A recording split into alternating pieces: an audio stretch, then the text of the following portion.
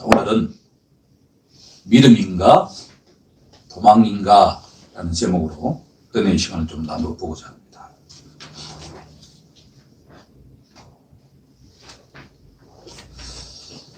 우리가 살아가다 보면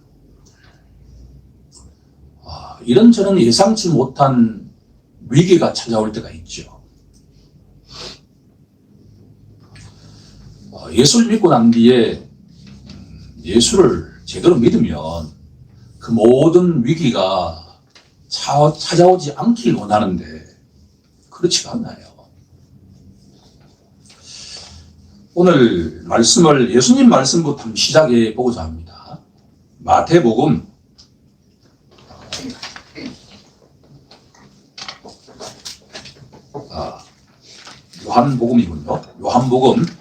16장 33절에 가면 예수님이 이렇게 말씀하십니다. 세상에서는 너희가 환난을 당하나 담대하라, 내가 세상을 이기었노라 라고 말입니다. 이 말씀은 예수를 믿는 하나님의 자녀들은 이 땅에 살아가면서 환난으로부터 결코 자유로울 수 없다라는 말씀이에요.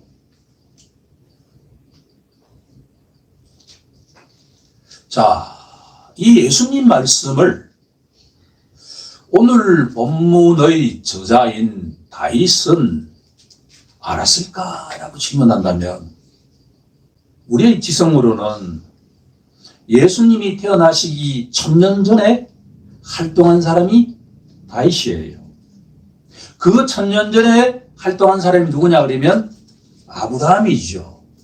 그러면 아브라함과 다윗은 1000년, 2000년 전에 오실 그 예수님의 이 말씀을 알았을까라고 질문한다면 우리의 지성으로는 당연하게 알 수가 없지요. 그런데 요한복음 8장 56절에 가게 되면 이렇게 말씀하시죠.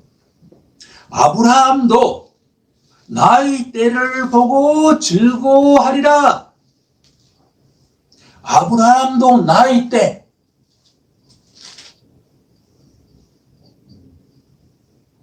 예수를 믿는다라고 하는 것은 뭐냐 그러면 구약의 백성을 대표하는 다윗과 아브라함도 예수님의 말씀을 알고 있었다라고 믿는 게 그렇지 아니에요.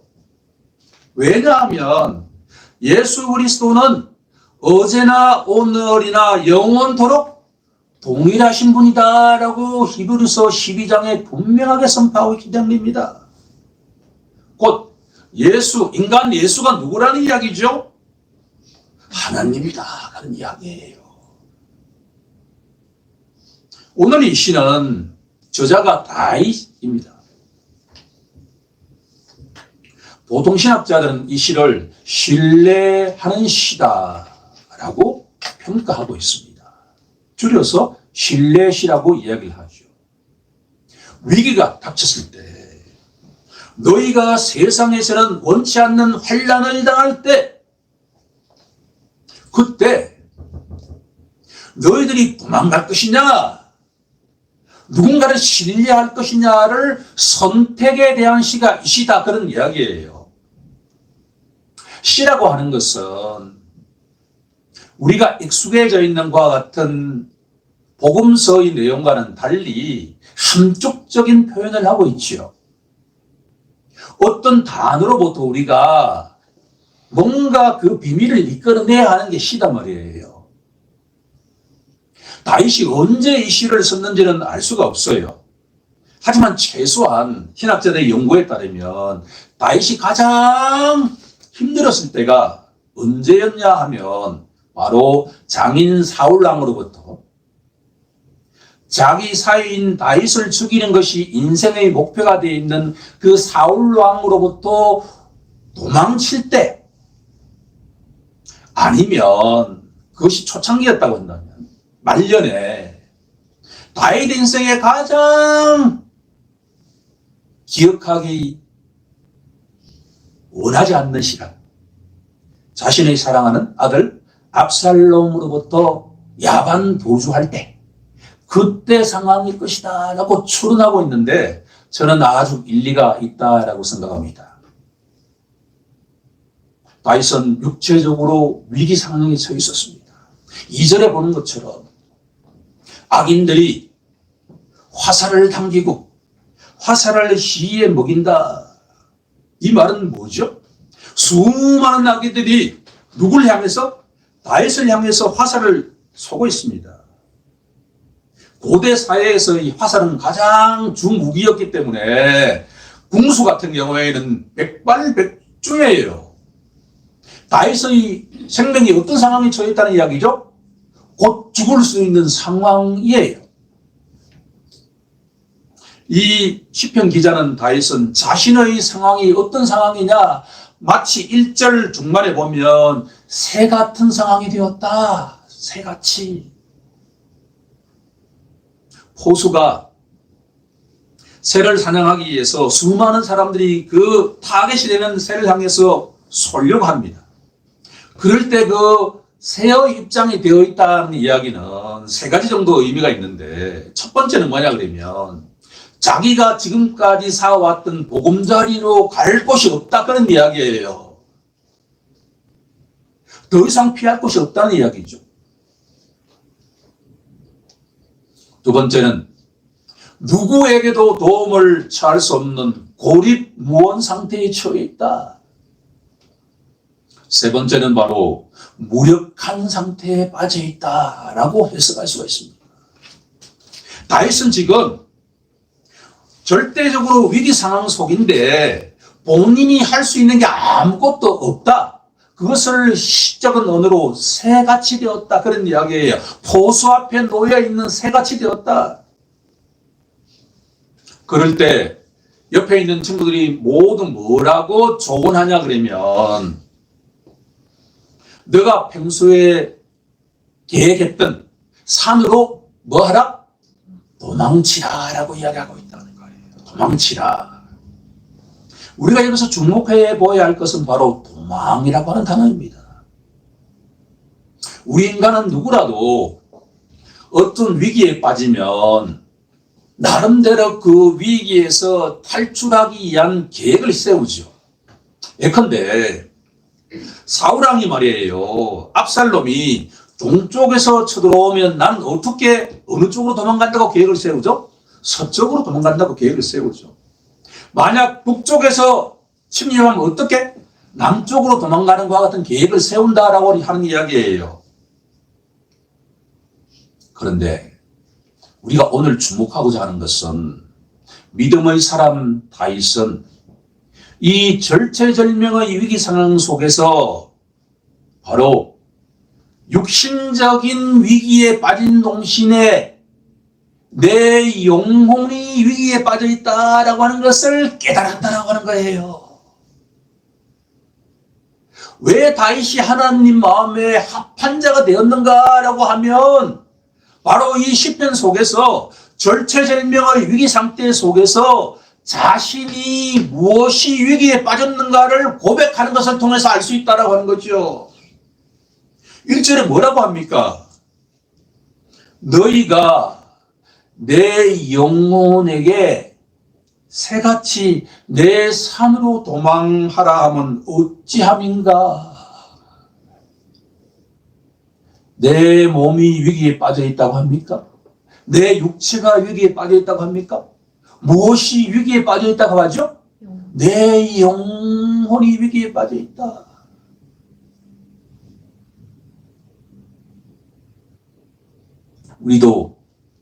우리에게도 다윗과 같은 은혜가 임하길 간절히 원합니다. 베드로전서 5장으로 한번 가볼까요? 베드로전서 5장 8절에 가게 되면 아버지 하나님께서 우리에게 이렇게 말씀하고 계십니다. 근신하라, 깨어라. 너희 대적 마귀가 우는 사자같이 두루다니며 삼킬 자를 찾나니.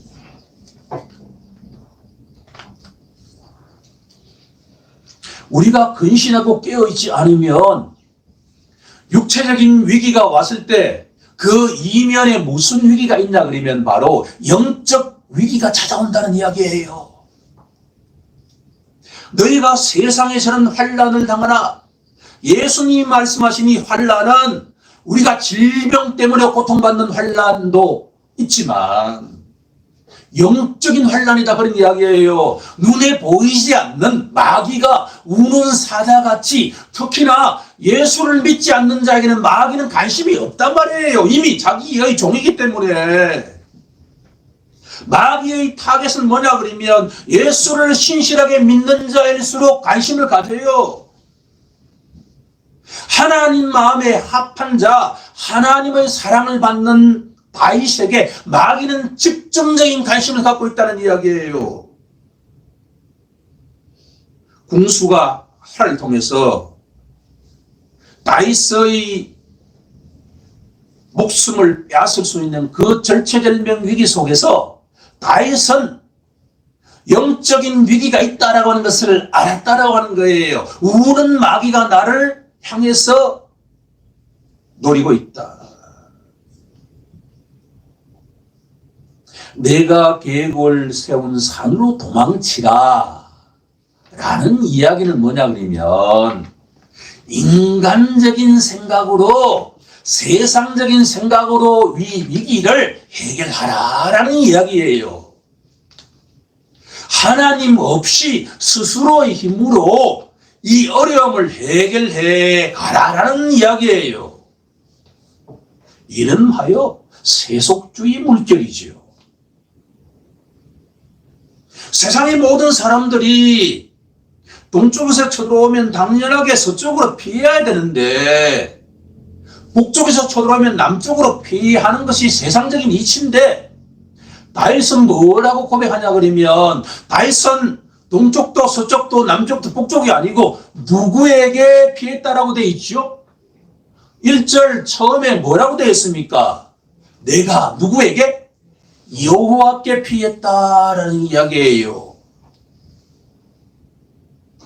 사울 왕으로부터 쫓김받고 있는 이 상황은 사울 왕을 지배하고 있는 악한 영이 있다.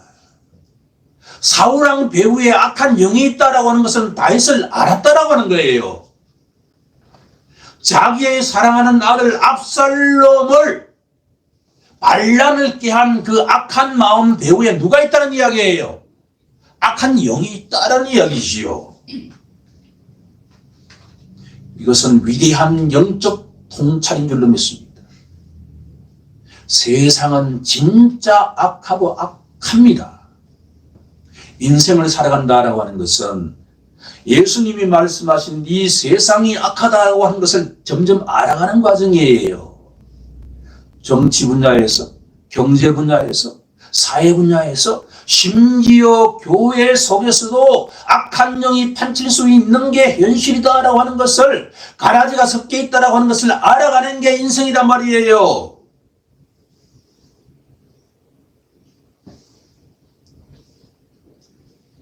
이 세상을 살아갈 때 환난이 찾아올 때 아버지는 우리에게 묻습니다. 너희가 너희 계획대로 내 산으로 도망칠 것이냐? 아니면 눈에 보이지 않지만 여호와 하나님께 피할 거냐를 우리에게 질문하고 계신다는 이야기죠. 우리 모두 다윗처럼 영적 분별력에 눈을 뜨는 자가 되길 간절히 원합니다. 우리의 환난의 묘 속에는 항상 무엇이 숨어 있다는 이야기죠? 영적인 메시지가 숨어 있다. 악한 영이 그 속에 있다라고 하는 것을 깨닫는 순간에 우리는 세상적인 방식으로 위기를 탈출하고자 하기보다는 누구에게 피하는 자가 될까요? 약속의 언약에 신실하신 여호와 하나님, 야훼 하나님께 피하는 우리 모두가 되길 간절히 소망합니다. 아멘.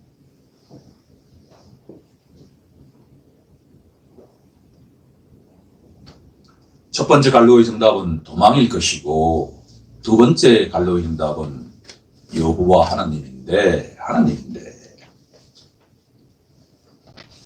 자, 또 이런 질문을 할 수가 있죠.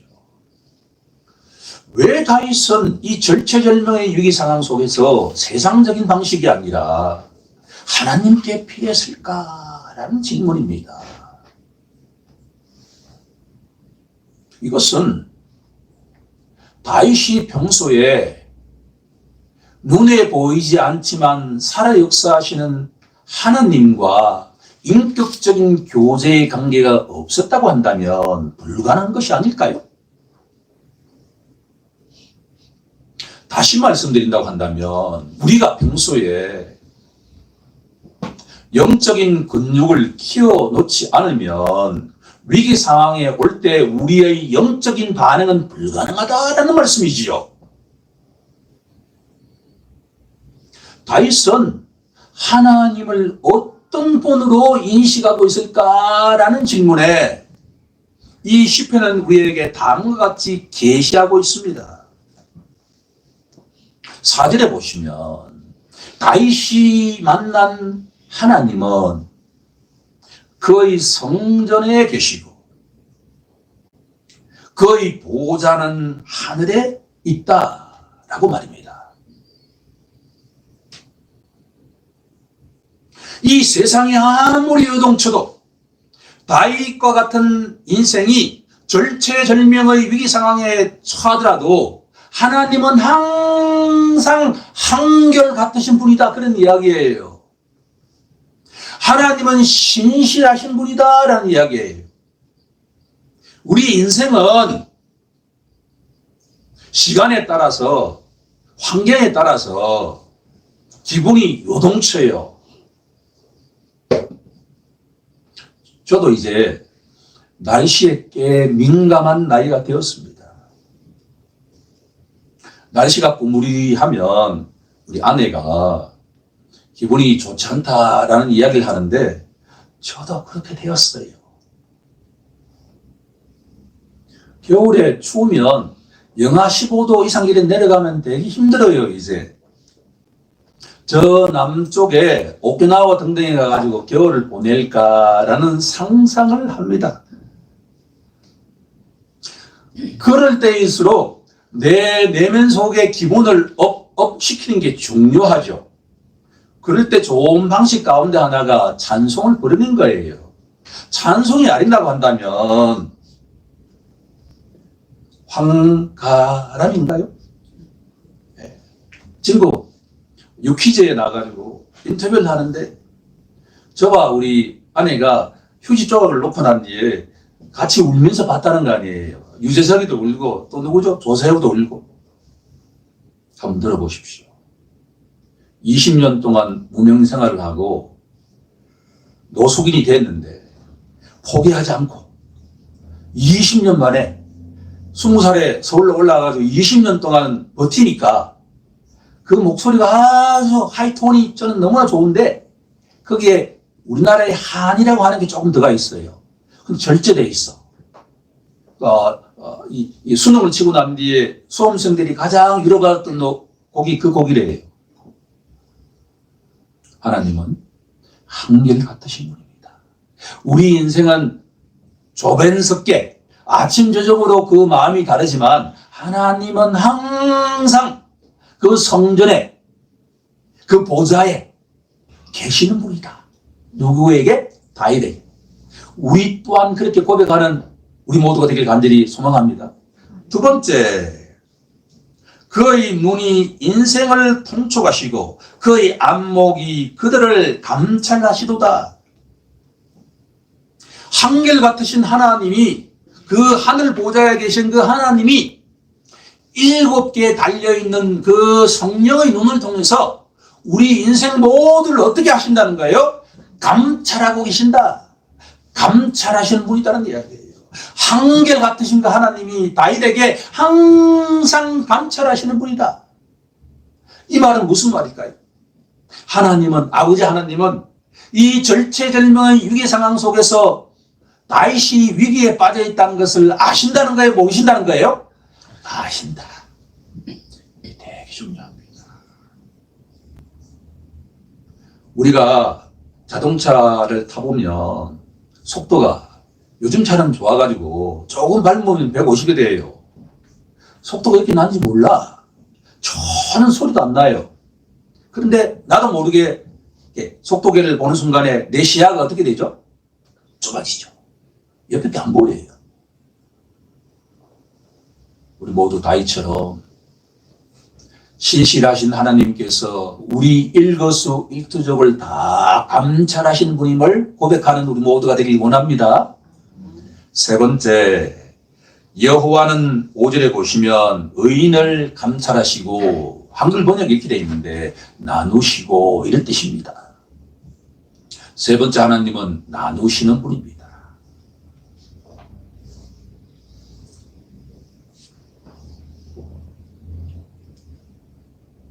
예컨대 교회 내에도 예수님 말씀에 의하면 알곡과 가라지가 있다라고 하잖아요.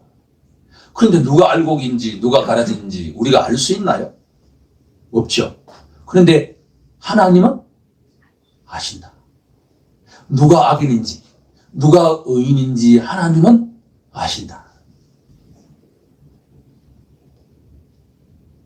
이 다윗이 처해 있는 이 상황 속에서 하나님이 보시기에 누가 의인인지, 하나님 보시기에 누가 악인인지를 다 아신다. 세 번째입니다. 마지막으로 7절에 보시면 여호와는 의로우사. 하나님은 의로우신 분입니다. 하나님은 죄를 미워하시는 분입니다. 하나님은 정의로우시고 공의로우신 분입니다. 이 말씀은 뭐냐 그러면 한결같으신 그 하나님이 악인과 의인을 나누시는 그 하나님께서 때가 되면 그 악인들을 어떻게 하신다는 이야기예요. 심판하신다라는 말씀입니다. 다윗은 그것을 알았다는 이야기예요. 히브리서 9장 27절은 뭐라고 선포합니까? 사람에게 한 번 죽는 것은 정해진 것이요 그 후에는 심판이 있으리라고 말입니다. 이 심판의 시간대 악인에게는 영원한 징벌이 올 것이지만 의인에게는 그 심판의 시간이 무슨 시간일까요? 상급의 시간이다라고 하는 것을 다윗은 정확하게 알았다라는.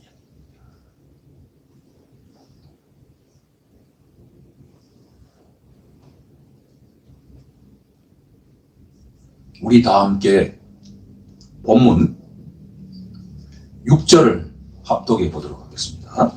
시작. 악인에게 그물을 던지시니 불과 유황과 태우는 바람이 그들의 잔의 소득이 되리로다. 아멘.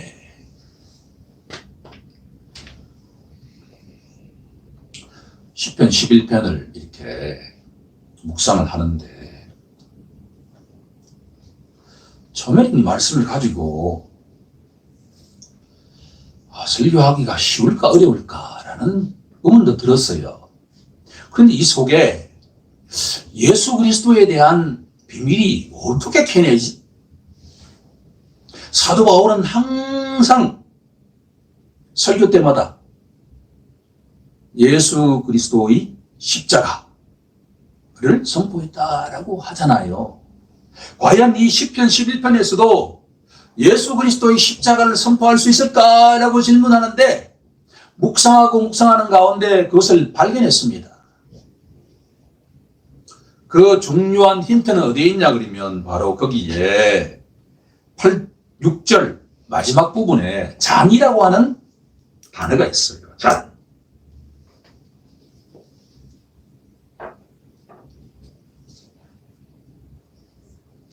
하나님께서는 자비와 긍휼이 풍성하신 하나님께서는 때가 되면 자신의 독생자 예수 그리스도께서 이 땅에 재림할 때 심판의 시간이 오는데 하나님 보시기에 악인,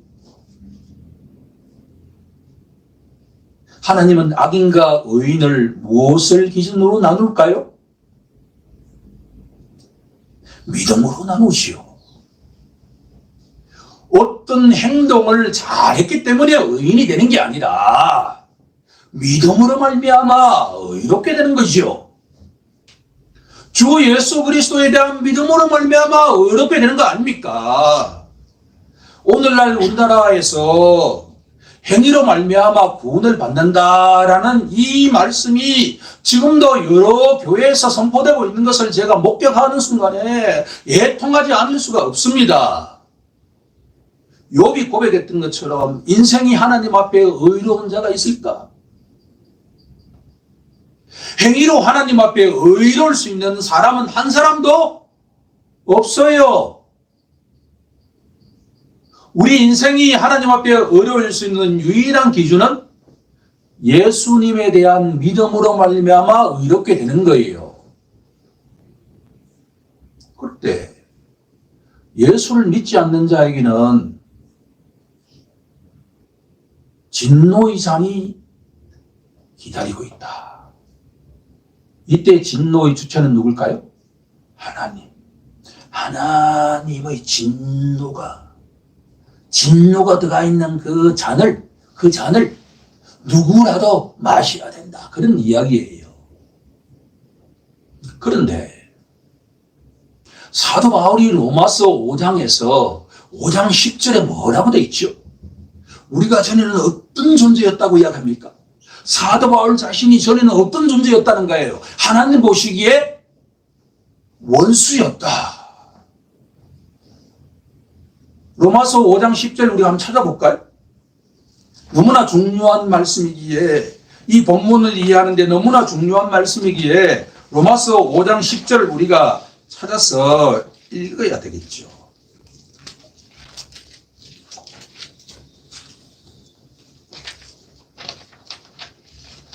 곧 우리가 원수 되었을 때 그의 아들의 죽으심으로 말미암아 하나님과 화목하게 되었습니다. 우리가 원수가 되었을 때, 하나님과 원수가 되었을 때, 아담의 후손은 그 누구라도 하나님과 어떤 관계죠? 원수 관계잖아요. 사도 바울도 전에는 하나님과 원수였단 말이에요. 여기에 있는 우리 모두들도 하나님 보시기에 전에는 어떤 관계였다는 거예요? 원수 관계였단 말이에요. 아담의 후손은 한 영혼도 예외 없이 에덴 동산의 그 원죄를 전가받은 죄인, 원수였단 말이에요. 원수에게 기다리고 있는 것은 어떤 잔입니까? 진노의 잔이잖아요. 진노의 잔. 하나님을 알지도 못하고 하나님 말씀대로 살아가지도 않는 그와 같은 원수된 자는 진노의 잔을 기다리고 진노의 잔을 마셔야 된단 말이에요.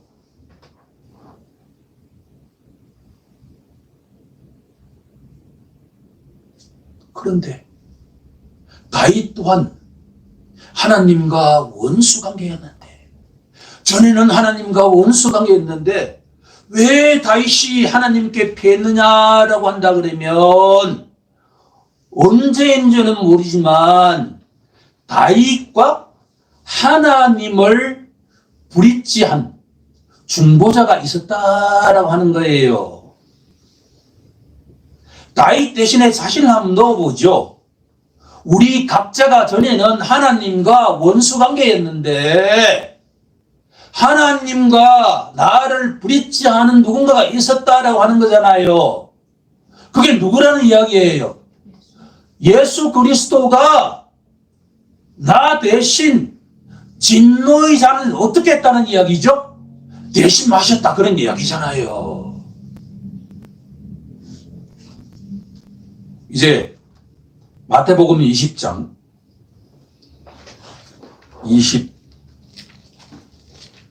22절로 가서 한번 합독해 보겠습니다. 마태복음 20장 22절.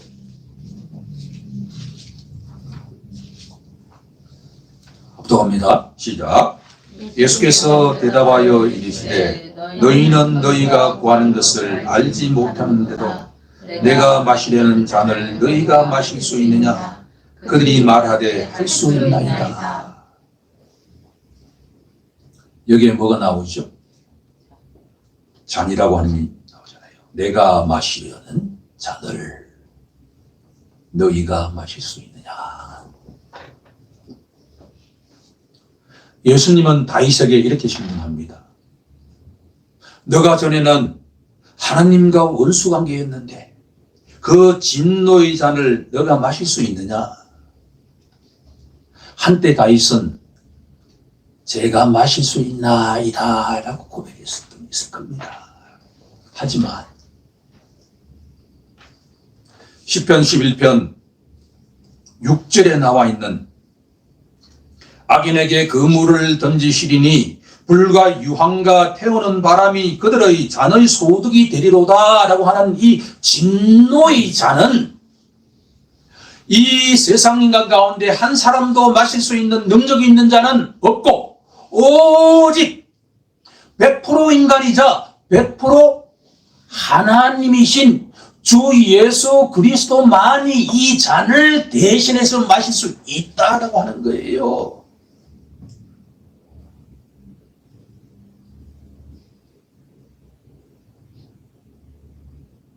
세 번째 갈로의 정답은 진노의 잔을 대신 마시시는 예수님입니다. 결국 오늘도 우리가 서툴긴 했지만 구약의 백성들도 하나님께 신뢰의 관계가 형성되기 위해서는 누군가의 중보자가 없이는 불가능하다라고 하는 것을 알게 된다는 점에서 우리가 평소에 전에는 원수되었던 나의 진노의 잔을 예수께서 대신 마시셨다라고 하는 이 믿음을 날마다 묵상하고 마음판에 새길 때 절체절명의 위기가 찾아오더라도 세상 사람처럼 인간적인 방식으로 도망치는 것이 아니라 누구에게 피할 수 있다는 이야기예요? 하나님께 피할 수 있다라고 하는 이야기죠. 그런 자를 이 성경은 시편 11편은 의인이라고 이야기를 합니다. 시편 11편은 7절 마지막 부분에 정직한 자라고 표현합니다. 시편 11편 2절 중후반부에 보면 마음이 바른 자라고 표현합니다.